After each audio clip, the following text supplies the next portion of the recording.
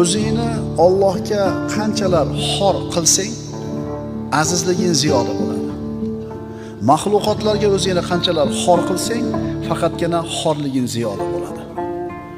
Payg'ambarimiz sollallohu alayhi vasallam Alloh azza va jallaning eng suygan bandasi, Habibur Rahman Muhammad sollallohu alayhi vasallam Makka mukarramani fath qilganlaridan keyin shaharga g'olib, muzaffar qo'mondon bo'lib kirib kelar ekanlar. Shuningdek bir to'shini ko'tarib ger deb kirmadilar. Balki tuyasining ustida o'tirib, boshini shunday bir engishtirib keldilarki, hokisor tutib, o'zini Alloh uchun xor qilib, hatto tuyasining o'rkachiga soqoli tegadigan darajada yoki sallasi tegadigan darajada engishib keldilar. Ana hokisorlik. Allohga o'zini hokisor qildi, xushu bilan bo'ldi, Alloh aziz qildi.